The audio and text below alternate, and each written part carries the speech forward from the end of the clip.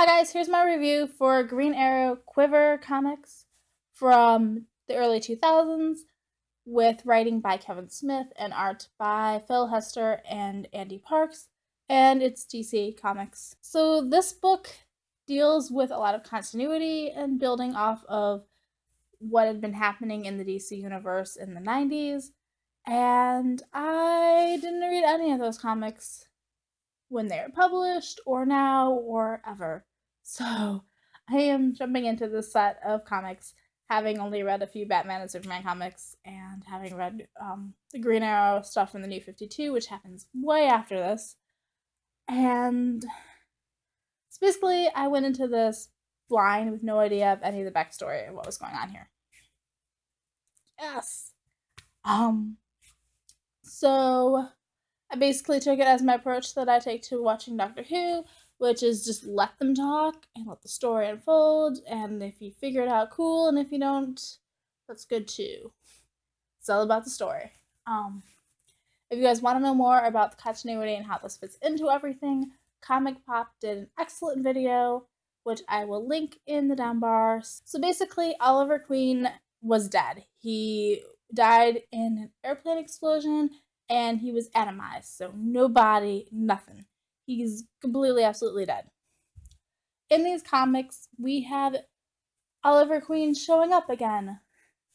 So the Green Arrow has been Connor Hawke, who is Ollie's son, and so that has been the Green Arrow. But Oliver Queen is actually just randomly shows up and starts being the Green Arrow.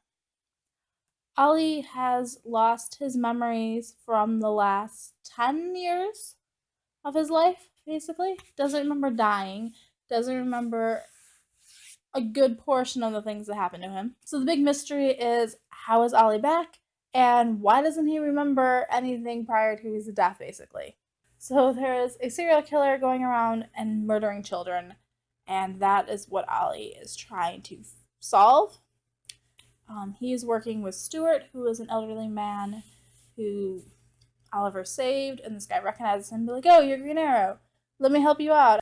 Oliver also saves a girl, Mia, who she's 15 and she was being pimped out to a local councilman, and Oliver puts a stop to that. He catches the councilman and wraps him up nice and pretty for the police, and he saves Mia, and he tells her to come.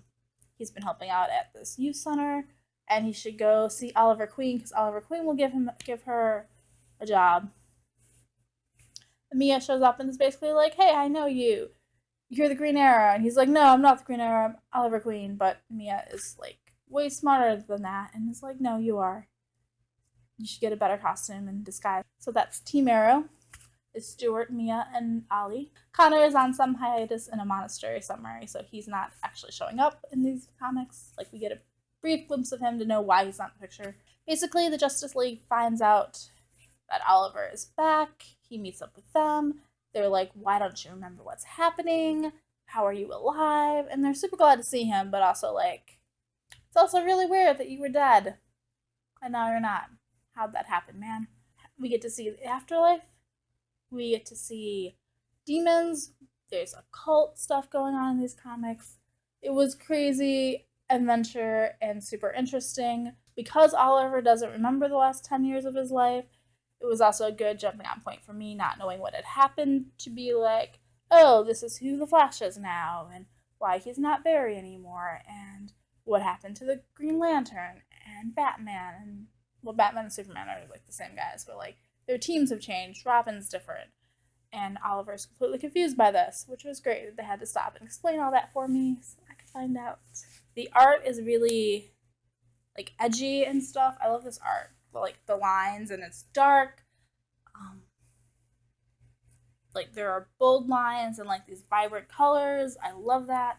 Wasn't a fan of how the women are depicted though. Come on, DC, women can't wear clothes. What is wrong with you? I really hate Wonder Woman's outfit and the Black Canaries. Come on. I actually found it to be a really great entry point into going back and reading these things, because now I want to know what happened, what was Crisis, and what happened with Hal, the Green Lantern. Definitely, I loved it. Go read it. So, peace out. Bye, guys.